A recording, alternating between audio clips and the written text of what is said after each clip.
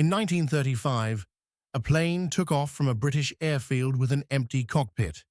No pilot, no passenger, nobody on board at all. It banked. It climbed. It flew a perfect loop. On the ground, a group of officers stood in complete silence. One of them held a small box with two levers on it. He moved a lever, and the aircraft answered. This was not a malfunction. It was the plan. For the first time, a machine had removed the one thing every aircraft had always needed: a person willing to risk their life inside it. Within 10 years, that idea would reshape warfare. Within 70, it would reshape everyday life. This is the story of the plane no one was ever meant to fly. Rewind to the early 1930s. Anti-aircraft gunners across Britain had a serious problem. They had never actually practiced hitting a moving plane. Training targets were slow-tow banners, nothing like a real aircraft. When war came, most crews would be aiming at something they had never truly rehearsed against. Someone needed to build a target that could move exactly like an enemy fighter, and ideally survive being missed, so it could be used again. No factory could afford to build a new plane for every single shell fired at it. The obvious answer was terrifying to admit. Take the pilot out entirely. Fly the plane by radio from the safety of the ground. In 1931, the first real attempt took to the air. British engineers called their first working design the Fairy Queen. It worked well enough to prove the idea, but not well enough to last. So they built a stronger, more reliable version. They based it on a trusted trainer aircraft already flying in every squadron. And they gave the new version an unusual name: the Queen Bee. It first flew in 1935 with no one inside it. Naval gunners fired real shells at it from miles away. When it survived, it flew home and landed itself for reuse. It could climb past 3 miles high and cross the length of Britain on one flight. For the first time, an air force had a target that behaved like a real threat. But the Queen Bee's real legacy was not the plane. It was the name. In 1935, an American admiral visited Britain to see it for himself. He watched gunners track the pilotless aircraft with real accuracy for the first time. He returned home, convinced the U.S. Navy needed the same capability. He assigned the project to a young naval officer named Farney. Farney needed a name for these new unmanned aircraft.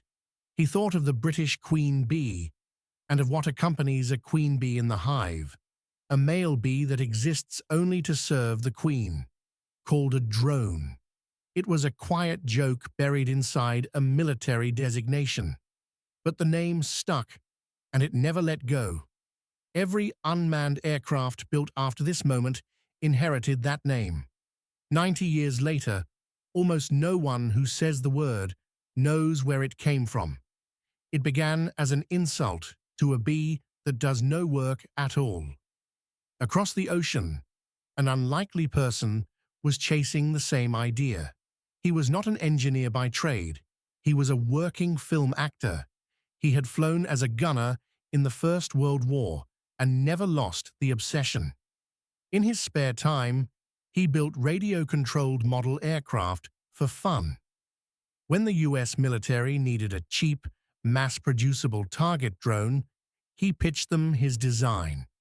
They were skeptical of an actor-turned-aircraft designer. Then they watched it fly. He was awarded a contract and opened a small factory to build them. It sat in a quiet Los Angeles suburb, not far from the film studios he used to work in. By the height of the war, that small factory was building thousands of drones a year, nearly 15,000 of them, built by ordinary workers on an ordinary assembly line. One of those ordinary workers would change the story in a way nobody expected. In 1945, a young woman worked the line at that same drone factory. Her job was inspecting parachutes and assembling small aircraft parts. 10-hour shifts for a modest wage, building machines meant to be shot out of the sky. One day, an army photographer arrived to document the war effort. He was assigned to photograph women working on the production line. But one face on that line caught his attention far more than the machines did. He asked her to pose for a few photographs. Those photographs led to a modeling contract within the year. That modeling contract led to a screen test. That screen test made her one of the most famous faces of the century. She started her career building the machines meant to distract the enemy from the sky. History rarely connects a movie star to a military target drone, but it should. Most of those 15,000 drones were never meant to come home. They were catapulted off ships and flown directly into live gunfire. Anti-aircraft crews across the Pacific and Atlantic trained on them by the thousand. A hit meant the aircraft was gone in a puff of smoke. A miss meant it flew home and flew again the very next day. For the first time, a nation could train an entire generation of gunners without risking a single pilot. That trade was the entire point from the very beginning. A machine could be destroyed 1,000 times over. A trained pilot could not. By the end of the war, that lesson had been proven beyond doubt. The unmanned aircraft had done exactly what it was built to do. But peace brought a new question nobody had fully answered yet. If a plane could fly itself into danger, could it also fly itself into someone else's territory? The Cold War turned that question into an urgent one. Sending a manned spy plane over hostile territory was an enormous risk. If it was shot down, a pilot could be captured, or worse. So engineers adapted the old target drone idea for a very different job. Instead of a target to be shot at, it became a set of eyes in the sky. During the Vietnam War, these reconnaissance drones flew thousands of secret missions. Gathering photographs, no manned aircraft could safely have brought home. If one was shot down, the loss was a machine, not a family waiting at home. That single shift in what could be risked would define everything that followed. The unmanned aircraft was no longer just a training tool. It was becoming a permanent part of how nations fought wars. And the next leap would remove far more than just the risk of capture. In the 1990s, a new unmanned aircraft was tested over the Balkans. Its cockpit, if it could be called that, was a converted auto racing trailer. Two operators sat inside, watching the mission unfold on small screens. It could stay in the air for more than a full day at a time, something no manned fighter could ever come close to matching. Engineers soon added something the earlier drones never carried: a weapon. For the first time, a machine with no one aboard could see a target and strike it. This crossed a line that target drones and spy drones never had.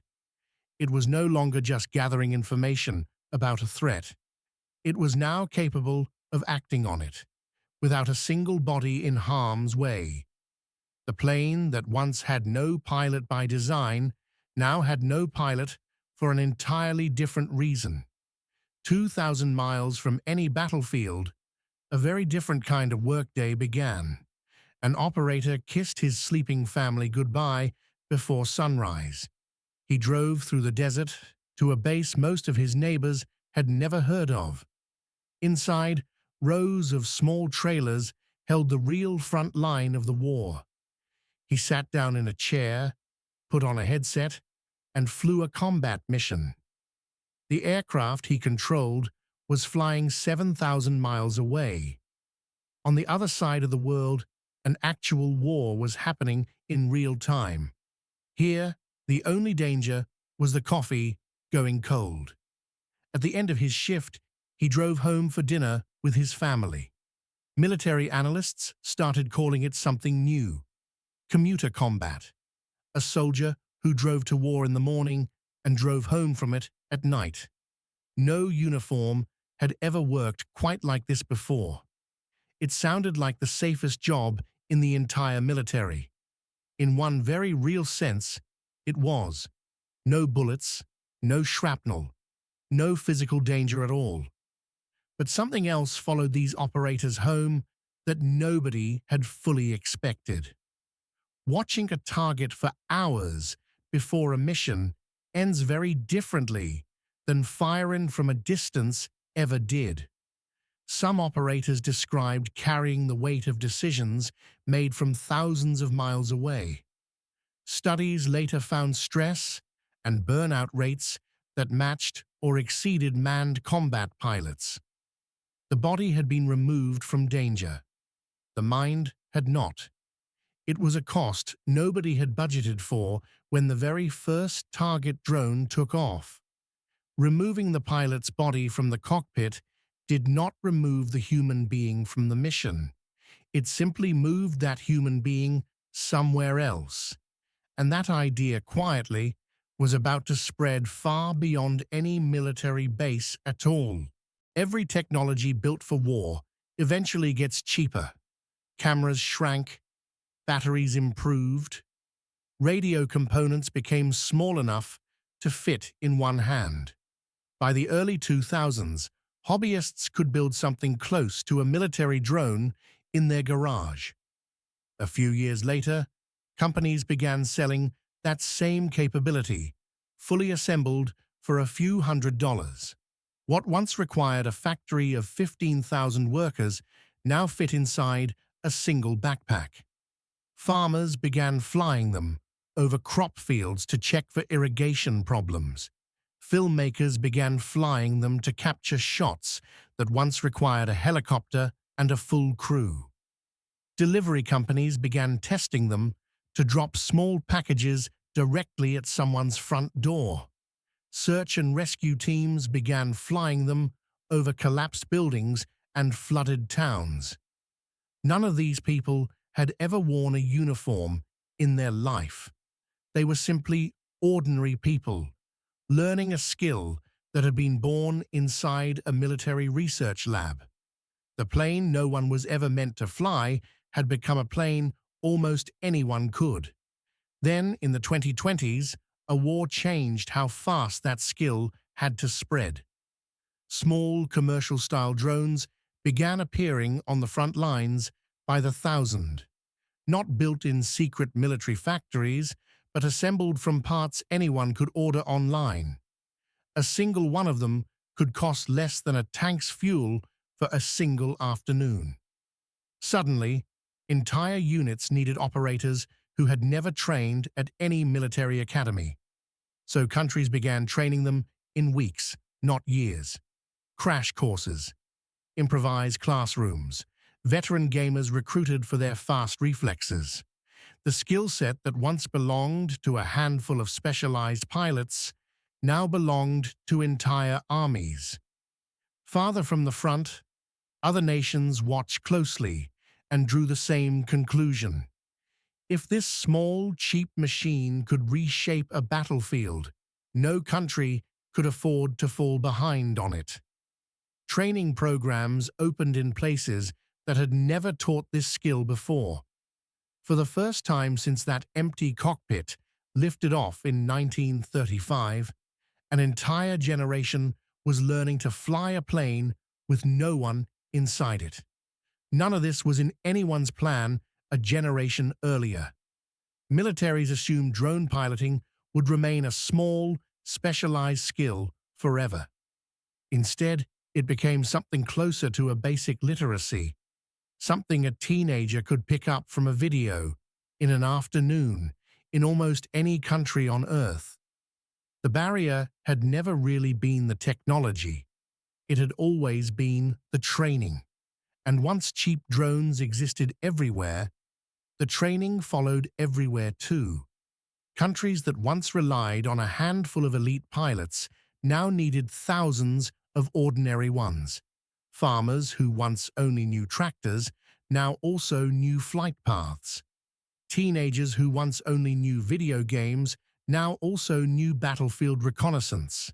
The skill that started in one secretive British hangar in 1935 now belonged to almost anyone willing to learn it.